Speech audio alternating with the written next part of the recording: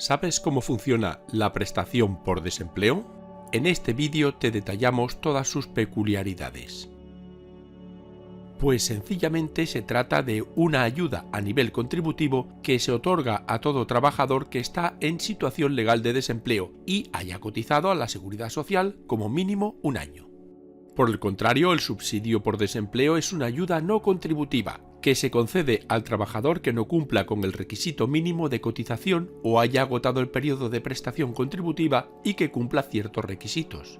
Para entenderlo mejor, en España existen tres ayudas distintas que el desempleado puede recibir siempre y cuando cumpla con unas condiciones determinadas. El paro o prestación contributiva, que se recibe porque el trabajador ha cotizado previamente cuando estaba activo, y esta es la que vamos a desarrollar en este vídeo. Los subsidios por desempleo, unas ayudas asistenciales del Estado que el desempleado puede recibir cuando el paro termina o no le corresponde. Existen 8 tipos diferentes: por cotización insuficiente, ayuda familiar, para mayores de 45 o 52 años, para emigrantes retornados, para liberados de prisión, por revisión de una incapacidad y por renta agraria.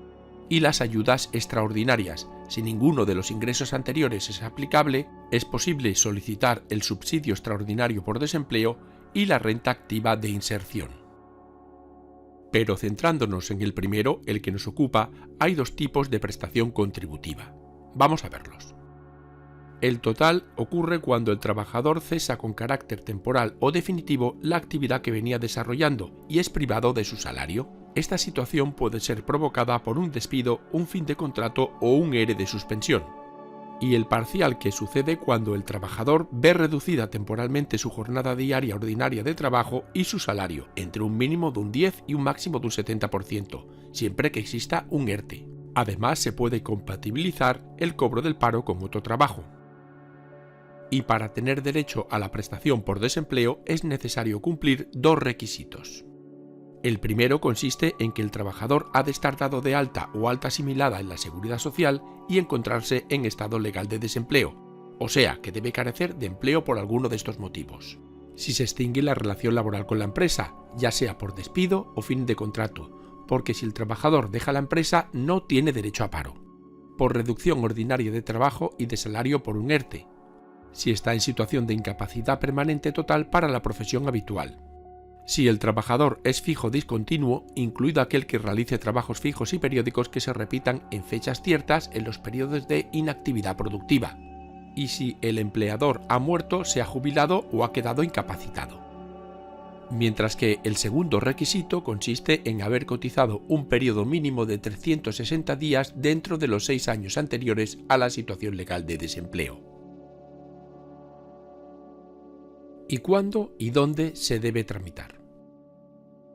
Pues deberá solicitarlo en 15 días hábiles desde que se produce la situación legal de desempleo. Si la empresa le ha abonado las vacaciones por no haberlas disfrutado con anterioridad al cese, debe presentar la solicitud en los 15 días hábiles siguientes a la finalización del periodo equivalente a las vacaciones. Si se ha impugnado judicialmente la extinción de la relación laboral, también se podrá solicitar en 15 días tras la finalización de dicho procedimiento. Pero ojo que si se solicita el paro fuera del plazo, el trabajador perderá el dinero proporcional a dicho retraso. Y si la empresa no envía el certificado al SEPE, se debe solicitar la prestación de desempleo igualmente en 15 días hábiles, adjuntando en este caso el impreso Declaración de carencia de documentación en la solicitud de prestaciones disponible en la oficina de empleo. El SEPE puede entonces requerir al empresario para que lo presente. Se recomienda al trabajador que le solicite el certificado a la empresa por un medio que deje constancia como el email, y si aún así no lo envían, debe interponer una denuncia ante la Inspección de Trabajo. Y si hemos visto el cuándo, ahora vamos a conocer el dónde. La solicitud se debe presentar a través de la sede electrónica del SEPE, en la oficina de prestaciones pidiendo cita previa en la sede electrónica del SEPE o a través del teléfono, en cualquier oficina de registro público o incluso mediante correo administrativo.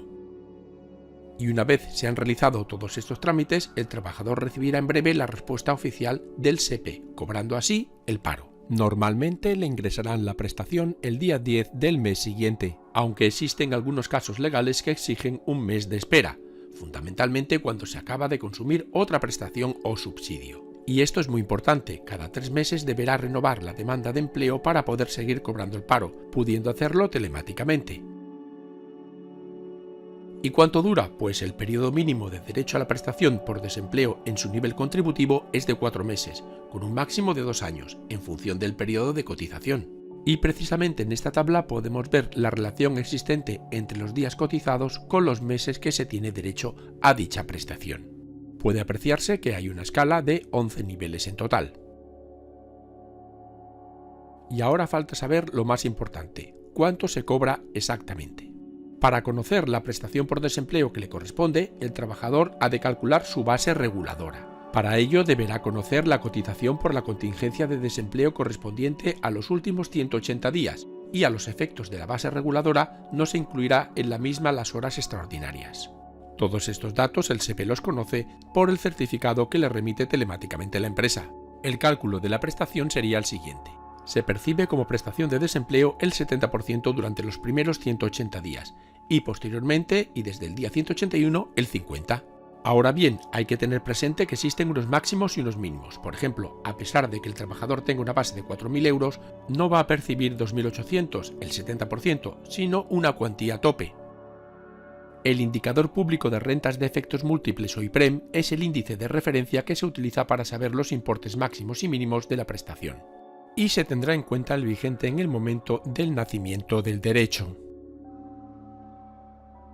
El tope máximo a cobrar sería el siguiente, dependiendo del número de hijos que se tengan. Mientras que el mínimo sería este. Se consideran hijos a su cargo cuando estos cumplan unos determinados requisitos. Menores de 26 años o mayores con una incapacidad en grado igual o mayor al 33%, convivan con el beneficiario o tengan la obligación de sostener económicamente al hijo y carezcan de rentas mayores o iguales al salario mínimo interprofesional. Pero a esta cuantía bruta hay que aplicarle dos tipos de deducciones: la cotización a la Seguridad Social, el 4,7 de la base reguladora, y la retención a cuenta del IRPF cuando proceda, evidentemente. El SEPE pone a disposición de aquel que lo desee un programa de autocálculo de prestación por desempleo que en 8 pasos y rellenando un sencillo formulario indica lo siguiente: duración de la prestación por desempleo, cuantía bruta mensual durante los 6 primeros meses y durante el resto del periodo de derecho, descuento en concepto de aportación obligatoria del trabajador a la cotización de la Seguridad Social y en su caso la retención del IRPF, qué día se abonará la prestación y por qué medio, y cómo y cuándo presentar la solicitud. Y este sería el programa de autocálculo de prestaciones por desempleo. Primero debemos elegir una de las dos opciones que nos interese. A continuación indicamos la fecha de la finalización de nuestra última relación laboral.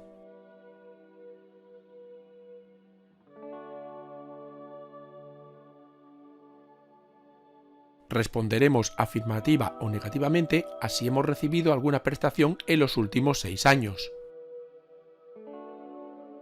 Después escribimos cuánto tiempo hemos trabajado durante estos 6 últimos años. La siguiente pregunta hace referencia a si hemos trabajado siempre en la misma empresa o no.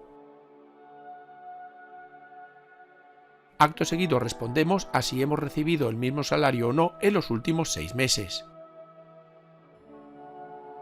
Anotamos la cuantía que aparece en nuestra nómina como base de cotización de contingencias profesionales o de desempleo y especificamos si en los últimos 180 días hemos trabajado a tiempo parcial.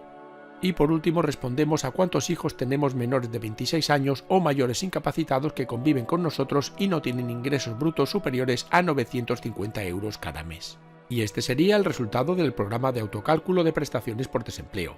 Nos indica la duración de la prestación, la cuantía bruta mensual, el descuento a la Seguridad Social y al IRPF, la fecha de abono de la prestación y cómo presentarla. Evidentemente, este resultado no es vinculante para el SEPE ni genera ningún tipo de derecho a nuestro favor. Para solicitar esta prestación, el trabajador deberá inscribirse como demandante de empleo y presentar la siguiente documentación: el modelo oficial de solicitud que incluye el compromiso de actividad y puede descargarse online. la identificación del solicitante y de los hijos que conviven o están a su cargo y que figuren en la solicitud. Para españoles el DNI o pasaporte y para extranjeros residentes en España, si son de la Unión Europea, un certificado de registro en el que conste el NIE junto con el pasaporte y para quienes no son de la Unión Europea la tarjeta de identidad de extranjero y el pasaporte. Un documento bancario donde figure el número de cuenta y que el trabajador sea titular para percibir la prestación, el libro de familia o documento equivalente en caso de extranjeros y un certificado de empresa en la que el beneficiario haya trabajado los últimos 180 días. Además, y aunque no son necesarios, es aconsejable llevar los siguientes documentos para agilizar la tramitación: las últimas nóminas, el contrato laboral y la carta de despido si el trabajador ha sido despedido. Y para finalizar, estas son algunas de las consideraciones más importantes a tener en cuenta. Si el trabajador ha agotado el paro o no ha cotizado el mínimo de 360 días en los últimos 6 años, puede que tenga derecho a un subsidio de desempleo cuya cuantía es el 80% del IPREM. Se trata del subsidio por desempleo por cotización insuficiente o mini subsidio. Pero si lo solicita, ese tiempo de paro se consume y no podrá usarlo para una futura prestación. El tiempo de cotización es el siguiente: si tiene responsabilidades familiares, cónyuge o hijos menores de 26 años a su cargo, bastarán 3 meses de cotización, y si no tiene responsabilidades familiares, necesitará acumular al menos 6 meses de cotización. Después de una baja voluntaria, el trabajador no tiene derecho a desempleo, salvo que sea una mujer víctima de violencia de género. Por ello, después de una dimisión para tener derecho a desempleo, el trabajador deberá encontrar otro y que éste no finalice por otra baja voluntaria o un periodo de prueba no superado indicado por el trabajador. Si es la empresa la que indica el periodo de prueba no superado, deberá transcurrir más de 3 meses desde la fecha de la baja voluntaria y el periodo de prueba no superado. ¿Qué significa esto? Pues sencillamente que si el trabajador se va de una empresa, no tiene derecho a paro, y el siguiente contrato debe durar al menos 3 meses y finalizar por razones ajenas al trabajador.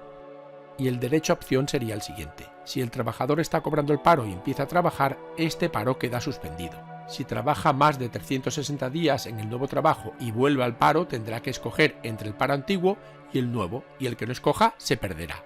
Sin embargo, si está menos de 360 días en el nuevo trabajo y reanuda el paro antiguo, el nuevo sí se sigue acumulando para una nueva prestación. Y esto significa lo siguiente: que para no perder el paro antiguo y seguir acumulando el nuevo, hay que picar este paro al menos una vez antes de los 365 días.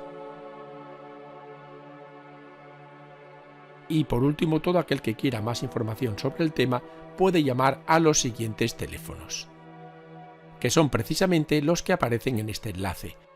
Y lo único que ha de hacer el trabajador es buscar la provincia a la que pertenece. Y esto ha sido todo. Muchas gracias.